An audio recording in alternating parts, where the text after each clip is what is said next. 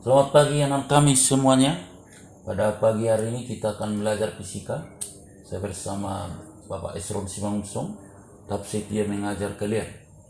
Materi kita pagi hari ini berjudul pembiasan cahaya pada lensa cekung. Ya, tetap semangat. Kita akan melihat tujuan pembelajaran kita. Yang pertama, memahami konsep pembiasan cahaya pada lensa cekung. Kedua, menggambar sinar-sinar istimewa pada lensa cekung. Ketiga, menggambar bayangan pada pembiasan cahaya pada lensa cekung. Keempat, menentukan letak bayangan pada pembiasan lensa cekung. Bukan lena ya, lensa cekung. Iya. Kita lanjut.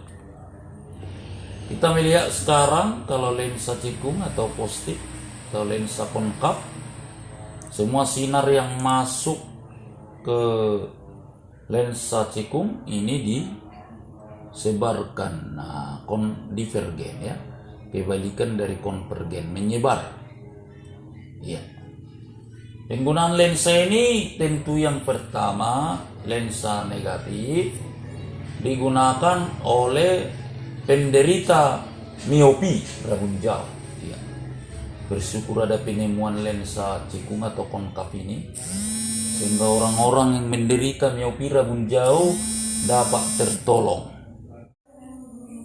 Ya, sekarang kita lihat kegunaan kedua, cermin cekung atau lensa lensa cekung atau lensa konkav itu menyebar proyektor daripada pemutaran film, kemudian proyektor daripada infokus. Ya, ini menggunakan lensa ini cekung ya. Oke, itu kegunaannya. Lanjut sekolah tinggi kau nanti universitas jurusan fisika atau teknik fisika akan membuat lensa ini ke depan ya. Gambar sinar-sinar istimewa pada lensa cekung. Yang pertama, sinar datang sejajar sumbu utama ini. Lensa seolah-olah dibiaskan dari fokus. Memang dia di fokus, tapi karena ini kan dari maya. Kalau bayangan di sini kan maya dia, maka ini garis-garis. Ya, sekarang akan dari fokus. Kalau dari sini kan nyata di sini. Ya.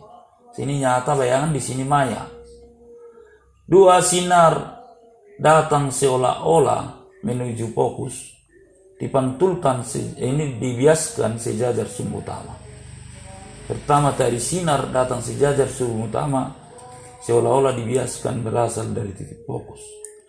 Yang ketiga, sinar datang melalui pusat optik, tidak dibiaskan, akan diteruskan ya.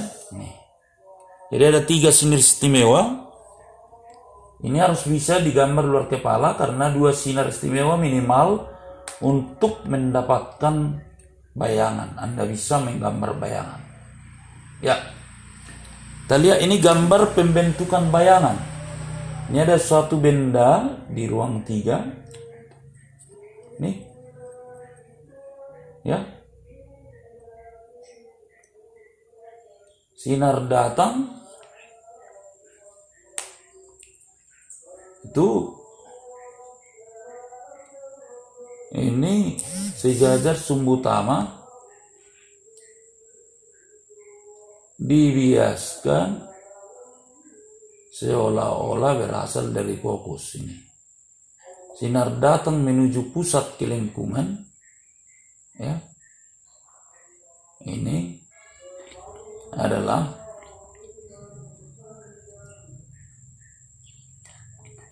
itu tidak dibiaskan, diteruskan. Perpotongannya ini tempat bayangan ini. Ya, maya diperkecil, tegak. Ya, itu di ruang bayangan, di ruang 4 bayangan ya. Oke. Ruang 1 bayangan semua ini ya. Oke. Kita teruskan.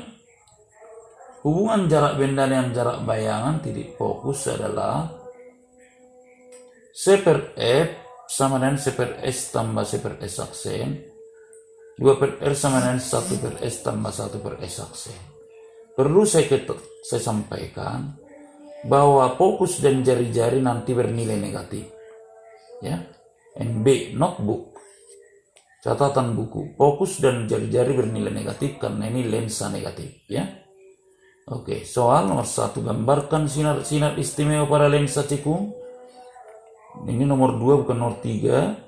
Sebuah lensa cekung mempunyai jari-jari 40 cm dan sebuah benda ditempatkan di depan lensa cembung pada jarak 50 cm. Tentukanlah A. jarak bayangan, B. perbesaran, C. gambar bayangan, D. sifat-sifat bayangan. Oke, demikian pembelajaran kita pagi ini. Tetap semangat.